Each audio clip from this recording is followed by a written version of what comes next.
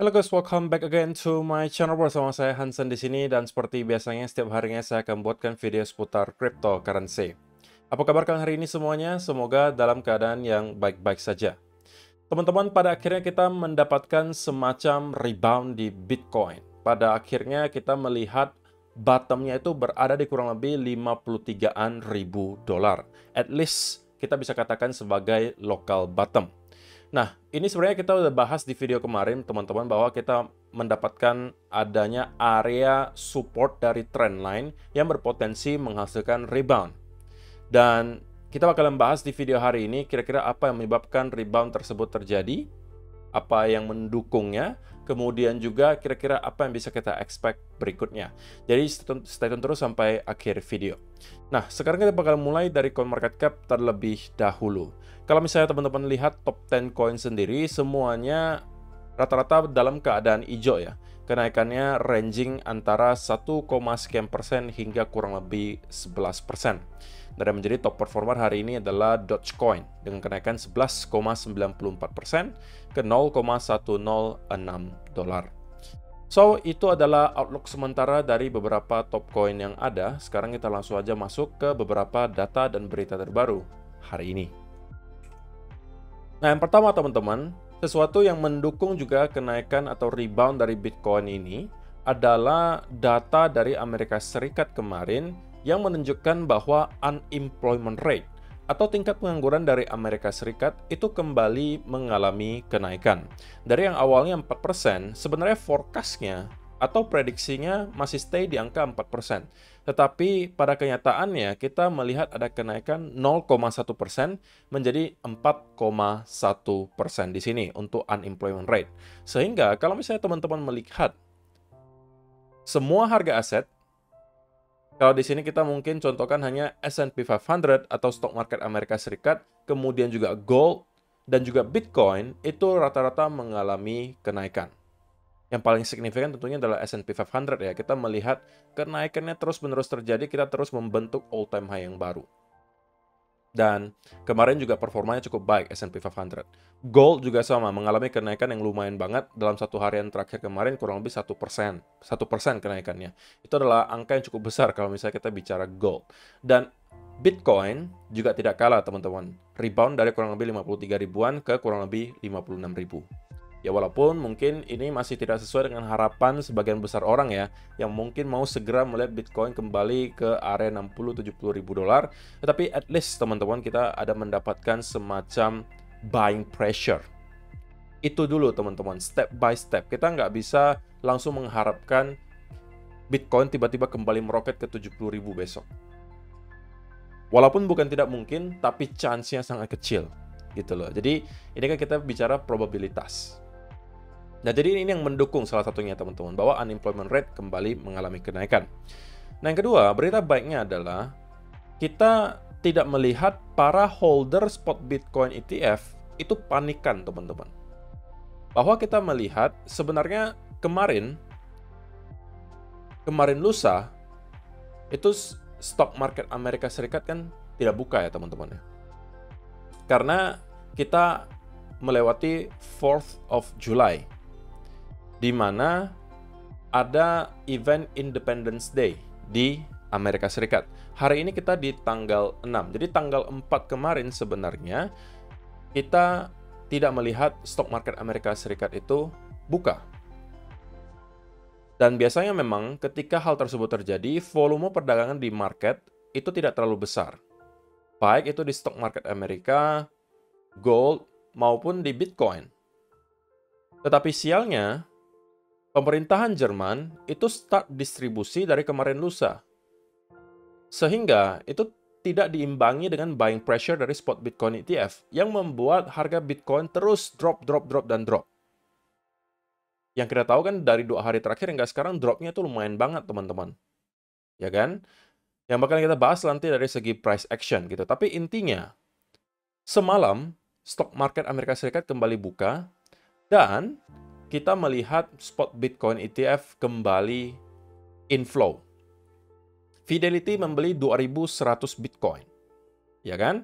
Kemudian BITB membeli 540, Ya walaupun kita melihat ada juga outflow itu datang dari GBTC, tetapi angkanya tidak besar teman-teman, hanya 510 Bitcoin. Jadi secara overall kita melihat kemarin itu spot Bitcoin ETF masih dalam keadaan net flow positif. Menunjukkan apa? Bahwa walaupun kita melihat Bitcoin mengalami penurunan yang lumayan signifikan, tetapi itu tidak membuat para investor spot Bitcoin ETF itu panikan. Mereka justru menjadikan peluang ini untuk buy the dip. Dan itu adalah berita baik, teman-teman. Karena kita nggak mau juga para investor spot Bitcoin ETF itu adalah weak hands. Kalau misalnya mereka weak hands, maka mereka juga akan ikutan panic selling. Nah, itu akan menambah selling pressure tentunya, yang kita tidak harapkan terjadi. Karena saya rasa udah cukup ya. Kita ada selling pressure dari penambang, kita ada selling pressure dari Mt. Gox, kita juga ada selling pressure datangnya dari pemerintahan Jerman. Jadi, saya rasa dengan adanya counter dari spot Bitcoin ETF yang terus membeli, ya setidak-tidaknya kita bisa melihat kalaupun Bitcoin mengalami drop, tidak terlalu signifikan. Gitu loh, oke? Dan juga yang terakhir, teman-teman, selain daripada spot Bitcoin ETF, sumber demand itu sebenarnya juga banyak, teman-teman.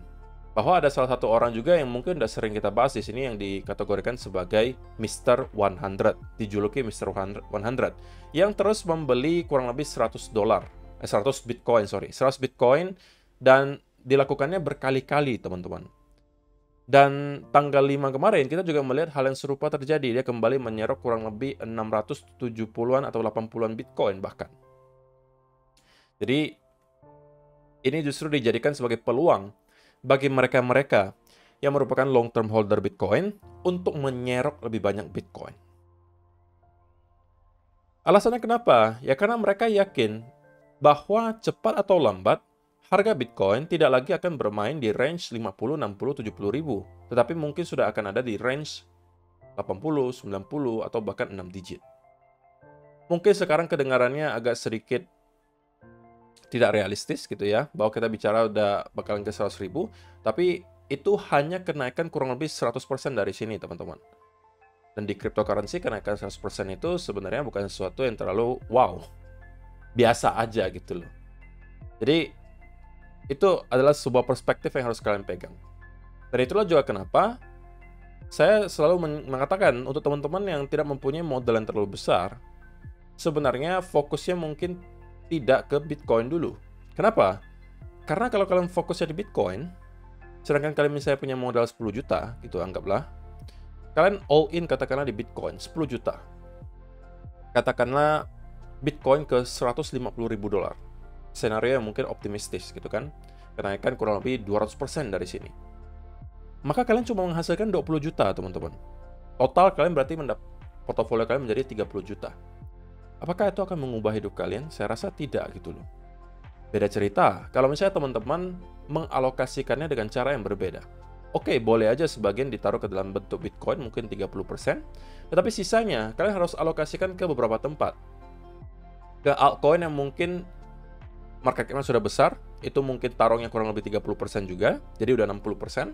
Contohnya misalnya apa? Ethereum, Solana, BNB, nah itu adalah altcoin yang market cap-nya besar-besar gitu. Jadi itu udah 60% gitu kan, 30% Bitcoin, 30%-nya lagi altcoin yang large cap gitu. Sisanya, kalian sudah masuk ke mid cap, yang market cap-nya masih 100 juta dolar, yang 200 juta dolar, itu kalian masuk di sana kurang lebih mungkin 20-30% juga. Nah sisanya, bagi juga di meme coin, teman-teman. Nah, kenapa harus seperti itu? Kalau kalian mempunyai modal yang kecil. Karena di altcoin dan meme coin lah potensi gains yang besar itu bisa terjadi. Yang bisa naik ribuan persen itu di altcoin.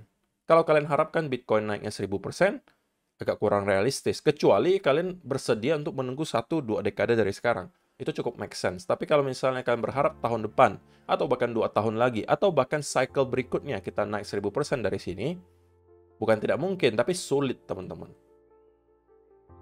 10 kali lipat dari harga sekarang, berarti kita perlu sampai ke kurang lebih setengah juta dolar per satu Bitcoin-nya. Yang saya rasa akan kita hit, tapi mungkin tidak dalam waktu dekat, teman-teman. Dan kalau misalnya kalian fokusnya di altcoin, kalian sudah mungkin bisa mendapatkan gains yang jauh lebih besar. Kalau kalian sudah sampai ke beberapa tahun ke depan menunggunya gitu ya. Nah oke teman-teman, kita bakal masuk ke chartnya Bitcoin. Dan video kemarin saya sampaikan bahwa kita sedang hit ke area major trendline, teman-teman, di sini. Dan saya sampaikan, ini berpotensi untuk setidaknya menjadi tempat di mana kita akan melihat semacam bounce. Dan kita persis mendapatkan tes di sini dan kemudian mendapatkan rebound. Nah, saya nggak tahu apakah ada dari teman-teman yang sempat memanfaatkan peluang di sini. Oke, kalau ada, saran saya segera geserlah stop loss-nya ke arah entry. Nah, teman-teman, walaupun kita mendapatkan rebound yang signifikan, oke, tetapi ini masih jauh dari kata reversal. Kenapa? Ya karena kita baru mendapatkan satu candle yang menunjukkan ada buying pressure. Itu tidak berarti apa-apa. Karena masih bisa aja kita tiba-tiba drop beberapa hari ke depan. Who knows? Kita harus mempunyai beberapa clue lanjutan untuk kita bisa lebih confidence mengatakan, oke, bisa saja ini telah menjadi bottom-nya dan kita akan kemudian mengalami rally lagi. Contohnya apa? Contohnya, kita kembali rally di atas 60.000 dan kemudian membentuk inverse head and shoulder di sini. Nah, kalau ini make sense bahwa kita lebih yakin kita telah menyelesaikan koreksi dan kita akan kembali mengalami rally. Tapi sebelum hal tersebut terjadi, maka kita harus tetap mengatakan bahwa untuk sementara Bitcoin harus melakukan beberapa hal sebelum kita bisa lebih confidence mengatakan kita telah reversal. Kenapa? Karena hadangannya sekarang jauh lebih banyak daripada kemarin, teman-teman. Hadangannya untuk sekarang, ya tentunya kita harus kembali menghadapi area 60.000 yang kemungkinan sekarang akan kembali menjadi area resistance. Kalau kita berhasil break dari area tersebut, masih ada area 66 sampai 67.000. Dan kalau mampu kita break, ya tentunya itu kita bisa harapkan Bitcoin kembali ke area all-time high. Tapi itu masih cukup jauh, teman-teman. Kita sekarang berada di area 56 ribuan. Dan kita tidak bisa memungkiri bahwa kita kalau lihat di 4-hour chart bahkan, ya strukturnya sampai detik ini juga masih dalam keadaan bearish. Oke, kita masih constantly membentuk lower low dan lower high. Dan kalau misalnya teman-teman perhatikan di sini, saya mungkin bisa kategorikan yang ini adalah sebagai area lower high yang terakhir di sekitaran 58.600-an. Nah, itu adalah menjadi target utama kita, teman-teman, dan menjadi step awal bagi kita untuk bisa lebih confidence. Kalau misalnya kita berhasil breakout dari sini, oke?